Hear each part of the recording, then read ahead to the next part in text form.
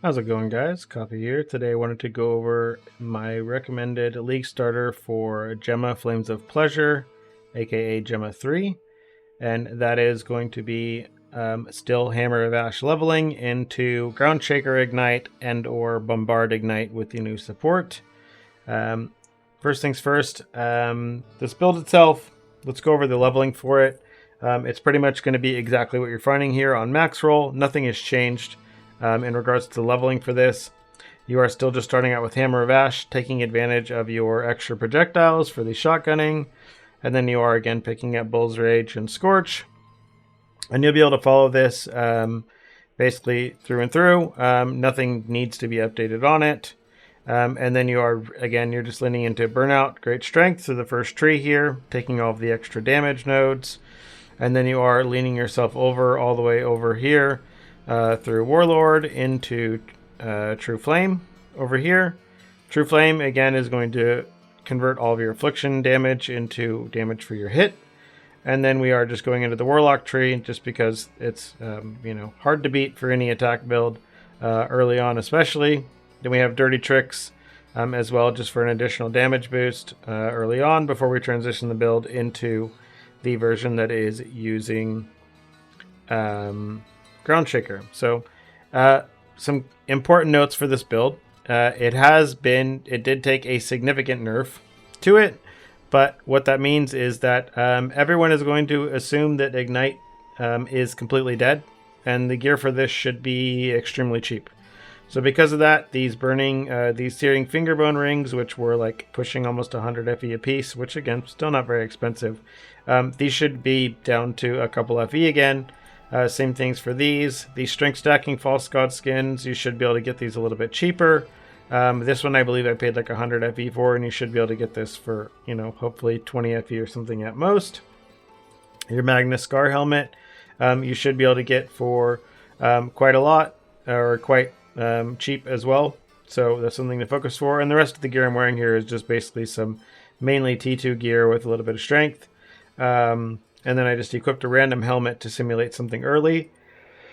We do have a decent weapon here with a few T1 mods on it, but because the base ignite damage mod is being nerfed basically heavily to compensate for things, what I'm doing is I just ran a weapon without that mod on it at all. Because the damage on the base ignite thing has been removed basically by half, and then I took the base ignite off of my weapon here as well, because the base ignite damage from added fire is being reduced substantially, even lower than what it is here at level 6. So because of that, I kind of wanted to showcase what the build looks like this. This is with no candles, basically no slates. We have like a couple of +1 attack slates here and just like a random junk slate. This was just to enable this belt here for extra ignite. So because of this, we're taking the build from 3 ignites down to 1 in order to simulate what the damage will look like with the new build, or with the post nerf, right? So I'm taking 66% of the damage away, as that's basically what we're losing. So I'm not taking Starfire here, so I'm losing this 1 ignite, and then I'm losing the 1 ignite from the belt to bring it down. And let's kind of showcase what the damage looks like with this. And pretty much you can see here, you're still getting plenty of damage here with just a very entry-level gear here. We're still over 200 million damage, which is plenty to get yourself starting to farm. Plenty to get yourself into T8 maps to start earning that money in order to really push your character further along the way. Again, we are going to have this Ground Shaker build here. Getting this Ground Shaker support here will probably be a first early priority, just for the increase in mapping speed, just by not having to use 2 buttons anymore.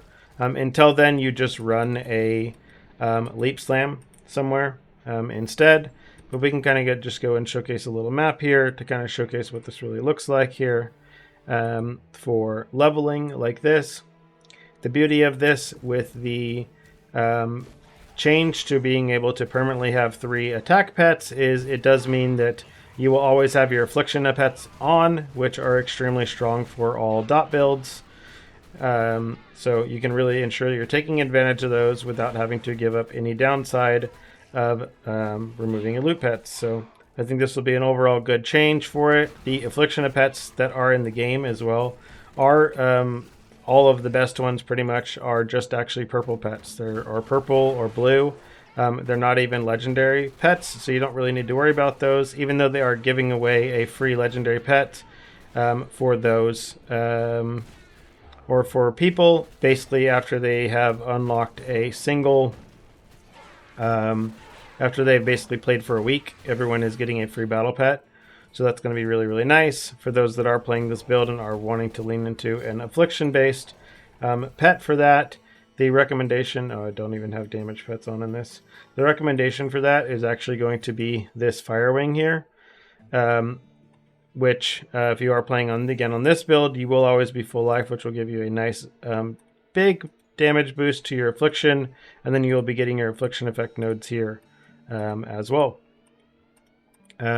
Yeah, so you can see again the character still functions completely fine, even without or even after the nerfs. Like, yes, her damage was, you know, pushing extreme levels with very, very little and cheap amount of gear before. I mean, these are random boots I just like equipped from inventory, so she's still going to be very, very playable. And because of the fact that she was nerfed and people expect her to be dead, you can expect to get your gear for a very inexpensive price compared to the prices that you are getting for everything else. For the traits itself, you are going here with Groaning Echo, and then you are going for Eternal Damnation and Dress Liquor. They changed this Dress Liquor node to for both of them to require the target to be in Purgatory. Now, it doesn't change anything. Everything's going to be in Purgatory either way, so nothing really changes there. And everything else is pretty much the same. So for those that are looking to play this, again, they should be expecting to find much cheaper gear in regards to this. And then hopefully with the Kismets, basically be able to get back the missing Ignite damage that they were already losing from the changes. So this will be a character I'll be looking forward to trying out after my league starter myself. And for those that do end up playing it, I'm really looking forward to kind of seeing what you do with it. Again, the priority when you are starting this, buy your Searing Bone or Searing Fingerbone rings first, just because these are going to be the biggest source of your base Ignite damage, especially after the nerfs to everything else. It's harder to get base Ignite damage now than it was before, but the flat values on these rings will carry you very, very far into the end game. Everything else is just basically, again, get all your strength gear that you can.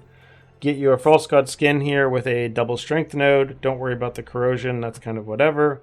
Get your double strength nodes. That's all that really matters. And then for your helmet, again, get a Magnus Scar helmet, which will really help with the damage, as well as some nice little survivability for your strength.